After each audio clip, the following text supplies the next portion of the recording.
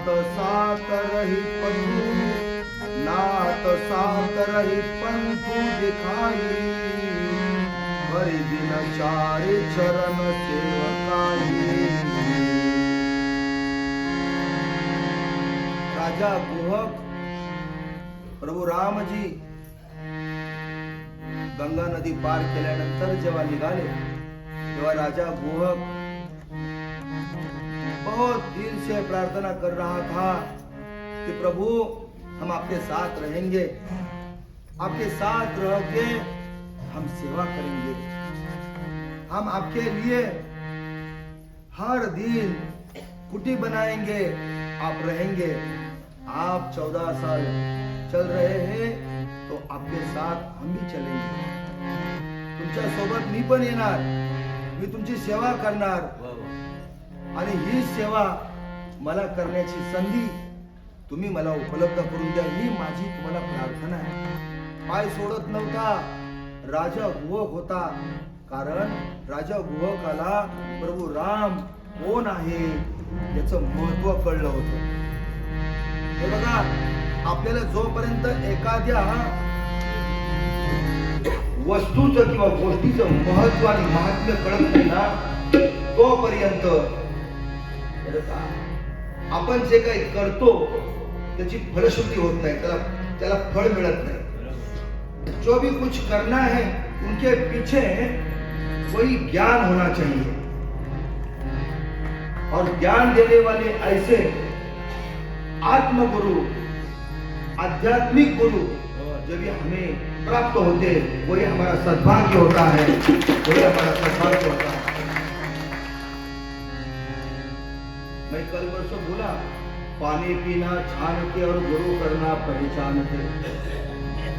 गुरु होना चाहिए, लेकिन गुरु करना कभी जब पहचान होगी गुरु की पहचान होनी चाहिए। आँख खुला करके गुरु को शरण जाना चाहिए, और ऐसा ही असंच भगवान प्रभू राम यांना शरण जाणारा राजा गुहक यांनी ओळखलं होतं। राम म्हणजे सर्वसामान्य ही व्यक्ती नाहीये, व्यक्तिमत्व नाहीये। तैसा हृदयामध्ये मी राम, असता सर्व सुखाचा राम, की भ्रांतासी सर्व नाम विषयावरी। हे रघुराजच्या वनात तुम्ही राहाल, त्याचे मी सुंदर पर्णकुटी बांधून देईल, तुम्ही मला फक्त आज्ञा करा। हे सगळं जरी झालं तरी मात्र रघुरायांनी गुहकाला सांगितलं, राजा तू राजा आहेस, निषादराज तू राजा आहेस, या रयतेला वारेवर सोडू नको। राजाला उपदेश करणारे भगवान काय करते, या रयतेची सेवा कर। आमच्या रघुकुळाची रीत आहे, रघुकुळाचे आहे बरं का।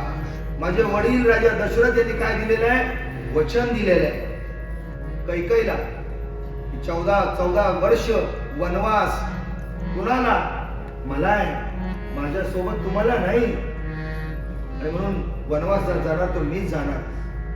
मंडळी, ज्या वेळेला प्रभू राम, लक्ष्मण आणि सीतामाई निघाल्या वनवासाला, त्यावेळेला जेव्हा मग गुहकानं आज्ञा घेतली, आणि गुहकानं आज्ञा घेतल्यानंतर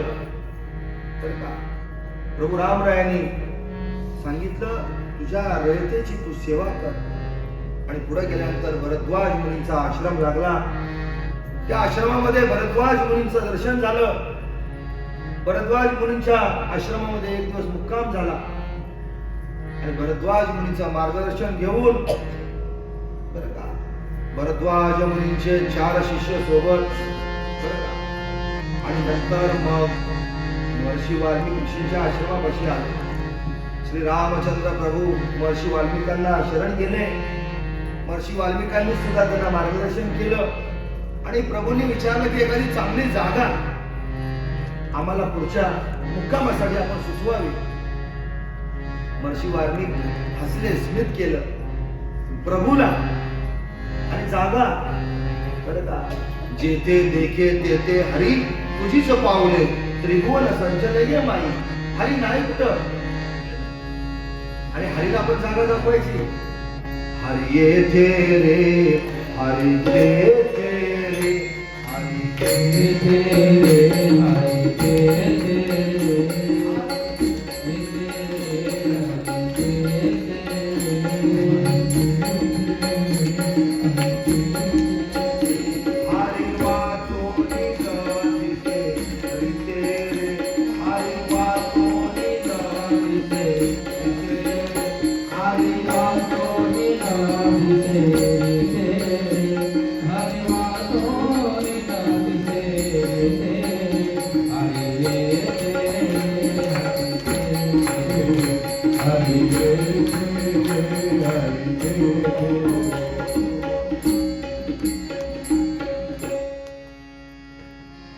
प्रभु राम कहा नहीं है.